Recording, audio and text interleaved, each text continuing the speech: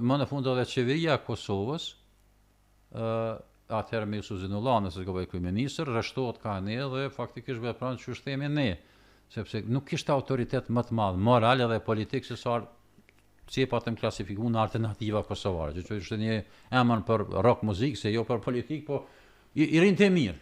I rinte mirë, se ishim alternativë. Edhe si e tillë uftu në Washington dhe ju dha një lloj vule.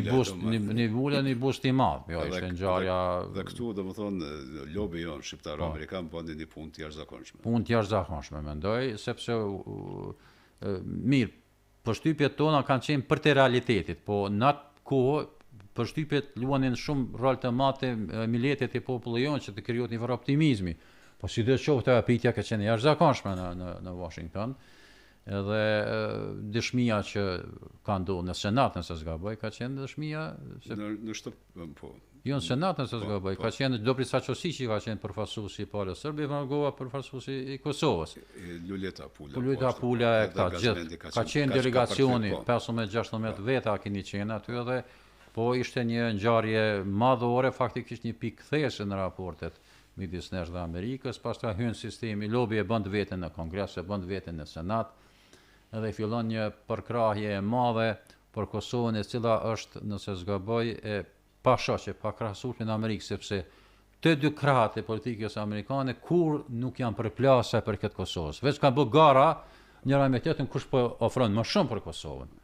Kështu që kjo ka qenë arritje e madhe. Edhe reagimi më i madh i lobit ka qenë momentin kur mbyllen institucionet tona, kur Serbia edhe de jure, domethënë e shpall okupimin e Kosovës, me 5 korrik. Me 5 korrik. Me njëherë nisët delegacioni i kryesuar nga Bob Doli, Aldamato e të tjerë, që vinë në Prishtinë. 7 senator, po. Ashtu i patëm qytetën delegacioni i 7 senatorëve në Kosovë, përplasja ka qenë e madhe në qytet, protest ka qenë rrahje e qytetarëve tonë dhe neve na patën thënë nëse s'gaboj që takimi duhet të mbahet në aeroport njëherë, sepse nuk ka masa sigurisë për Bob Dolin, po Bob Doli ka thënë jo ose në Prishtinë ose nuk vi fare, edhe Doli erë në Prishtinë ka qenë, edhe është një inqizimi komplet, tash është në YouTube mund të shihet me të vërtet, ka qenë një tubimi një mbledhje jashtëzakonshme. E mbaj mend edhe rrëfimin Alosh Gashi se si është rrahur në Alosh Gashi ka qenë i lidhur për radiator në po Bajram Kelmendi, pastaj të gjithë i Bramugova ka qenë delegacioni 5-16 veta, po unë që ka mbaj mend më shumë të për atij takimi është një ligjërim shumë këshillëdhënës i Alfons Damato, senatori, sepse po kthehem në 90-ën, domethënë Damato është llogarisë si pro-shqiptar i plot.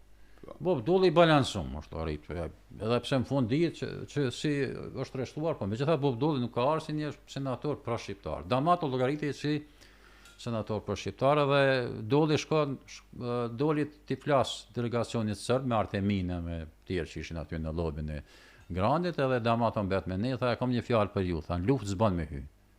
Nuk keni tha ju për mal. Po të vjen momenti juaj. Do të thotë ato i morëm seriozisht edhe ishte një porosi shumë e saktë, shumë e mirë për ne, sepse edhe ajo fjalë e Damatos tregonte që ka pas përpjekje për penashtin luftë Serbia edhe ato palë tjera. Kanë qenë pak kohë çmendur, a? Po. Do thonë nga kjo perspektivë, të kthehemi mbrapa ta tregojmë një anekdotë të përbashkët që kemi pas, na thrasin NDI më duket në Caftat. Po, në Caftat. Hotel Kroacia ka qenë. Hotel Kroacia dhe merrem me vesh me Ibrahimin, si po nisemi, unë thash me vetur time, unë ti shkum me vetur time, ata u nisën me atë Hajrushin, i cili do të vritet 99-ën, në përpjekje për ta liruar presidentin. Në përpjekje për ta liruar Ibrahim Rugovën.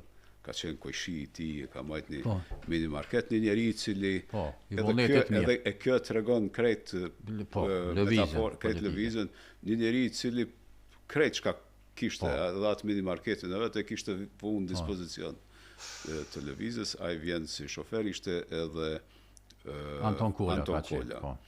Edhe Jakupi ka qenë, Jakub Shala. Edhe Jakub Shala, i cili ka qenë sekretari i shoqatës. I cili ka pas çelcat e shoqatës. E LDK-s. LDK-s, saktë. Edhe nisemi me vetur, pa edhe ndalemi për të hangër direkt në një vend të cilën s'duhej të ndalëshëm, diku në Trebinje. Në Trebinje.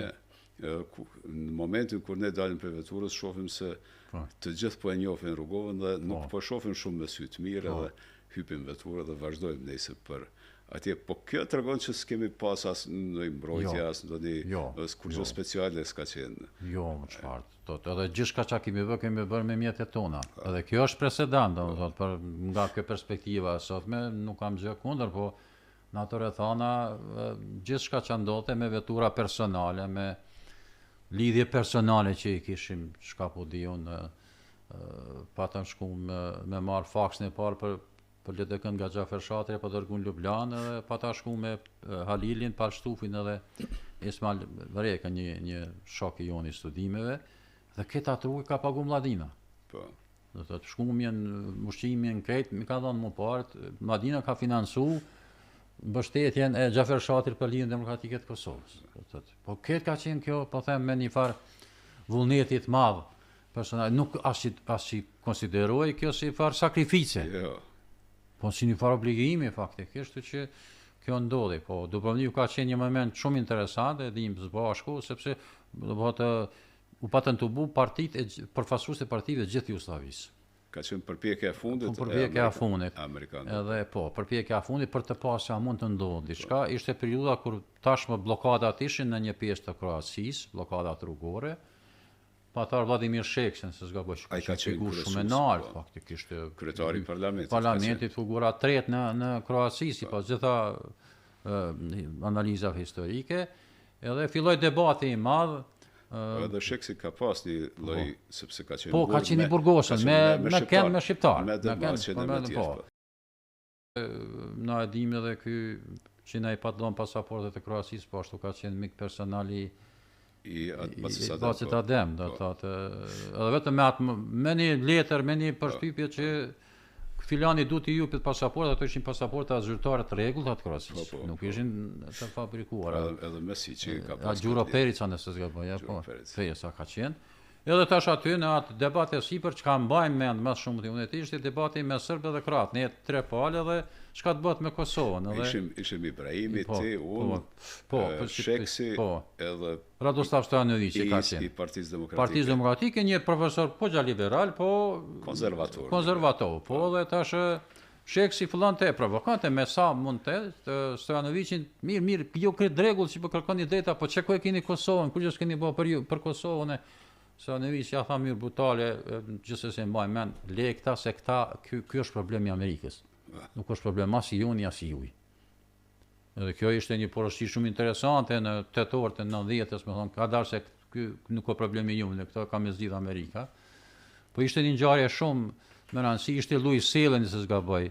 Ka qenë sekretari i parë në ambasadën e Amerikës, edhe aja pa të bën një pyetje brutalisht problematike për palën sërbë, tha, çka nëse shqiptarët me pasore kërkojnë shtetin. Çka do të bëni ju?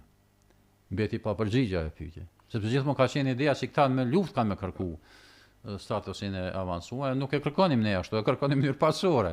Edhe, domethënë viti 1990 rrezon komplet atë rrofimin për shqiptarët terroristë, për shqiptarët e dhunshëm e të tjera që ishte ndërtu, dhe Shtetet e Bashkuara të Amerikës e përkrahën këtë model, domethënë që ma vonë do të kulminoj me kërstimin e Këshëndellave.